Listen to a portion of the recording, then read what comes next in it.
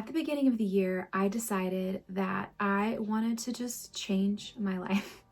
And I don't know, it didn't really feel like a New Year's resolution. It's something that's been building in my heart, I feel like, over the past several years. I feel like I have been stuck in like the rat race or the matrix of just the world and consumerism, and just in this constant wheel of just wanting more all the time. I just feel like I'm never content with what I have. Like, what I have is not enough. And that's just not true. It's just a lie. It's just a lie that we are just telling ourselves, because we're constantly in front of just so much information and lifestyles and photos and videos and things. And it's just, I just kind of got tired of it. So over the last couple of months, my brain has changed. And it sounds so dramatic to say it that way, but like, it's been 2 months of me really putting a lot of intention into trying to like change my life. It's only been 2 months, but I am telling you, like, I feel so different. Like, I feel so, I'm like tearing up just thinking about how much better I feel. I'm less anxious, and I just feel like my days are just so much more intentional and packed with just restfulness and creativity and peace, not scrolling on my phone or looking at things on Amazon just to look at things on Amazon. Like, it's just wild. And I know we all do it. So that's why I'm making this video. I think I'm going to title it 5 Ways to Train Your Brain to Want Less. It really is a training exercise. It's not just going to happen overnight where we're like, oh, we're content now, I don't need anything. It's a lifestyle change of just constantly reevaluating like what you have, what you need. This is just all about practicing better habits, really. It's just better habits that make you a more intentional human. I love this quote. This is by James Clear. Be the designer of your world and not merely the consumer of it. How beautiful is that? Be the designer of your own world and not the consumer of it. I love that quote. It's been sitting with me so much, just thinking like, I can co-create my life with God. I can co-create the lifestyle that I want to live for me and my family. And I'm not going to co-create freedom and peace and joy and slow days in the sunshine by acquiring a bunch of stuff, you know? So, yeah, I just love that quote. Anyway, let's get into the 5 things that I wrote down. I feel like I didn't put a lot of time into this because I really wanted it to be authentic and what I have been putting into practice over the last 2 months that have really helped me. And the first thing is practicing self-awareness. I know this may seem simple, but this is so important. Every single time you go to pick up your phone, try to be aware of that, of when you go to grab for your phone. I remember grabbing my phone at a stoplight and opening Instagram at a stoplight. And I was like, what the hell am I doing? Like, what do I think? What am I looking for? Like, what am I trying to feel or achieve in this 60 seconds at a stoplight? That really was just kind of like a moment, like a light bulb went off. I'm just like, whoa, I am so unconscious of how many times a day I grab for this. So yeah, just bringing self-awareness into how it is you spend your time, the habits that you do just completely unconsciously.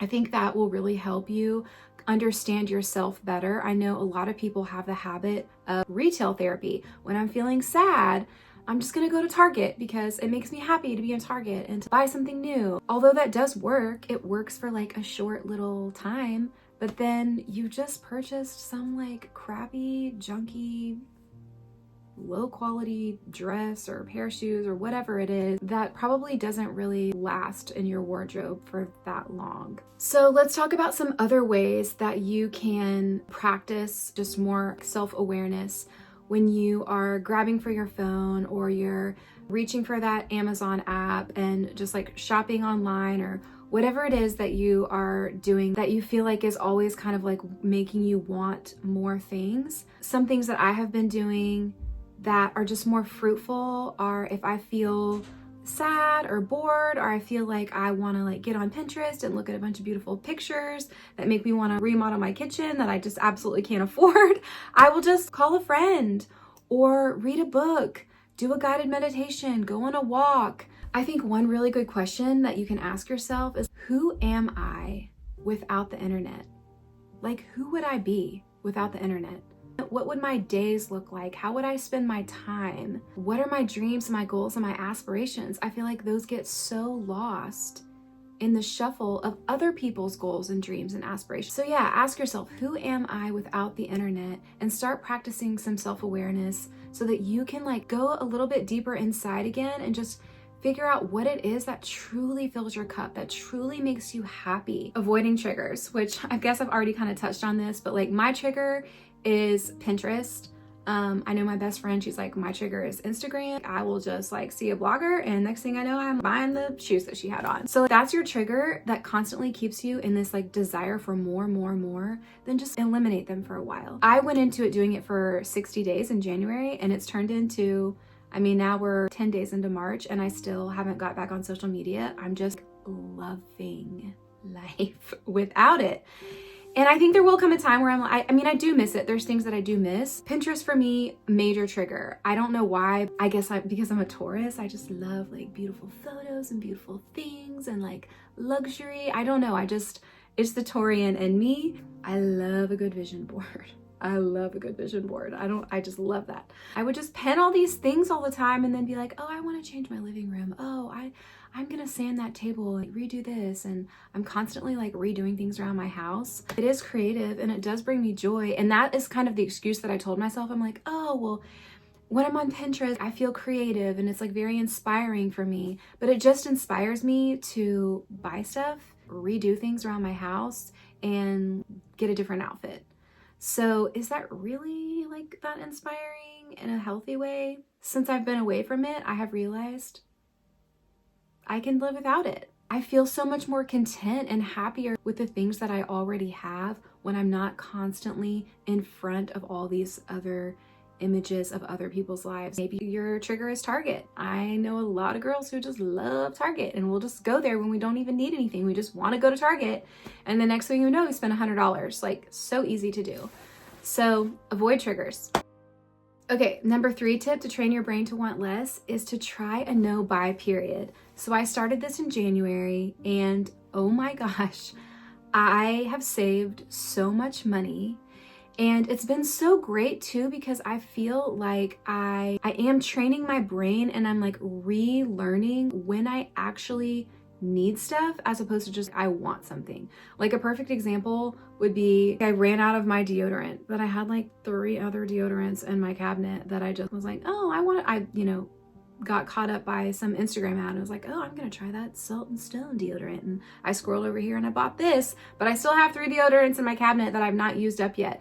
So this is something I came across recently. It's called Project Pan. It's where you use your beauty products until you get down to the very bottom of the pan before you replace it with something else. And so that's something that I have been practicing during my low buy period, is just using things up before I purchase something new. I bought some Merit foundation last year and it's fine. You know, I like it. It's there's nothing wrong with it, but I do like the one that I had before. And I've been tempted to go buy that other foundation, but I'm like, no, I'm just gonna use this. I spent a good amount of money on it. I'm gonna use it till it's gone and then I will get the other one that I want. Doing a low buy, sounds really weird to say, but it like kind of becomes fun. I know you don't believe me, but once you try it, it's kind of like this like challenge that you're always doing with yourself and you're always kind of analyzing, do I really need that? Do I want that? And then you come up with solutions and then you're like proud of yourself. You're like, oh wow, like I was able to resist the urge to purchase that thing. You never really feel like you got nothing out of it, because if you resist the urge to purchase or buy something, you walk away with more money, more time. You know, you don't have to like spend time like cleaning it or taking care of it or putting it away or washing it or whatever it is. and just more freedom like throughout your day to just not have to manage that little thing that you bought. I mean, every single thing you bring into your house, you have to manage. You have to put it away. You have to clean it. You have to organize it. Like, I'm trying to eliminate that as much as I possibly can.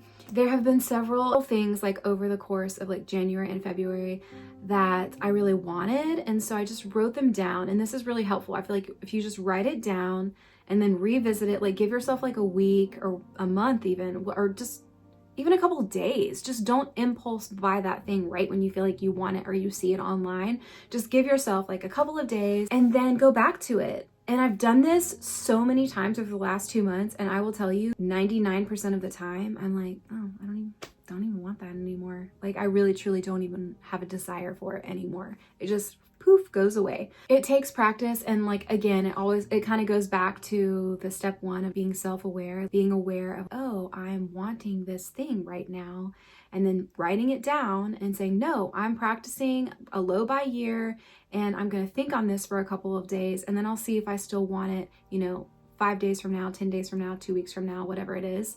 And I promise, like, you're going to be shocked at how many things you're like, oh, I don't even want that anymore. Number 4, how to train your brain to want less is by practicing gratitude. And I know this one sounds like kind of woo-woo, but the woo-woo is where it's at, you guys. You really need to just be so grateful. I'm not saying you, like we, some of these videos I'm making, like I'm talking so much to myself as I am talking to you, but we need to be so grateful for what we have already. We have so much, like we are so, so, so blessed.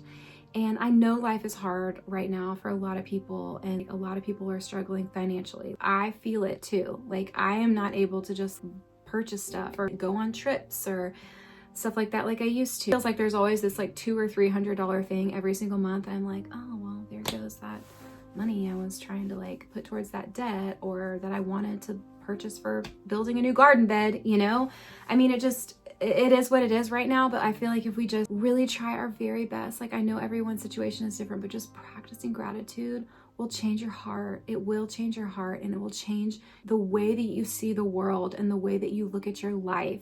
So practicing gratitude, you can get a gratitude journal. I have a gratitude journal. I'm honest with you. I'm not good at it. I don't write in it all the time, like whatever, but I do every morning. It's the first thing. And one thing that I decided I wanted to do this year is like, I'm putting God first. And so when I wake up in the morning, the first thing that I do is I just sit on my yoga mat and I meditate and I pray, and then I practice gratitude, and I say those things out loud, like in the quiet of my morning by myself in my own home. So don't go out and buy a journal if you know you're not going to write in it. Just say those things out loud. Really feel them in your heart, like take a moment to like really feel the appreciation of those things instead of just saying it. Does that make sense? Anyways. Okay. All right. And number 5 in ways to train your brain to want less, and this is piggybacking off of my last video that I just posted, is declutter. I mean, there is something that happens, some kind of magic that happens in your life when you just start to just like purge all of the excess. And it's just kind of like, it kind of becomes like a game with yourself, and it's really fun. And it just feels so good to just have all this open space. My problem right now is clothes. Like, I hold on to clothes. I don't know. I guess I'm sentimental, or I'll be like, oh, I wore this to that concert. And I'm like, who cares? But for whatever reason, like, it feels good to me to like hold on to it. So I'm really trying to work through that. I don't know. Once you start simplifying your spaces, you kind of just never want to go back to that kind of clutter. And it's something I talked about in my last video too, where the decluttering is good and it feels good. But when like the real change that happens in your life, in your lifestyle, and that happens in your heart, is when you just realize how you have to change the way you buy and the way you want. And that's why I'm making this video, like how to want less. It's all here. It all happens in your heart. It's a change of heart in the way that you look at the world and the way that you look at just things as just materialistic and just clutter and things that you have to manage and take care of and wash and put away and organize. It's exhausting. God didn't put us on this planet to be that. That's not what we're here for. Training your brain to want less by clearing out clutter and like it just opens up space in your home, in your mind, in your life, to where you don't want to fill that space back up. You just don't want to. I know that training your brain to want less is not something that is going to be easy for a lot of us, but that's why I titled it like to train your brain. When we train for something, we are taking baby steps, you know, we're just doing a little bit more, a little bit more, a little bit more. Like I said at the beginning of this video, it's all in our habits. It's in our daily habits. It's in our thoughts. It's what we're grabbing for. It's what we're reaching for when we're bored, when we're sad, when we're lonely, when we're depressed. We're not filling our lives with a bunch of things because we're happy. We're bombarded with ads and lifestyles, and now it just seems like everybody has like a certain aesthetic, and everybody feels like they need their own aesthetic, and like this couldn't be further from the truth. You are a multi-dimensional, beautiful child of God. You can't be put in a box, okay? You aren't one thing. You aren't one aesthetic. You're going to want less when you start putting your heart first. This is all coming from a place of, yeah, us just getting back to who we truly are. I know that sounds really woo-woo, and I don't even really know how to articulate it, but you're just not meant to be a consumer of things. You're not. You're meant to live in joy and abundance and freedom and peace, and none of that comes from buying things. I hope this video was helpful for you. If you want to watch my decluttering video, I'll link it down here. I am just in the beginning process of this, so I am no expert. I'm just here to like share my journey. Oh, journey, that sounds so cringy and corny. I'm just here to share my like experience and where I'm at right now, and just try to be as authentic as I can and true to my heart, and connect with like-minded people here on YouTube. So I hope you enjoyed this video, and I will see you in the next one.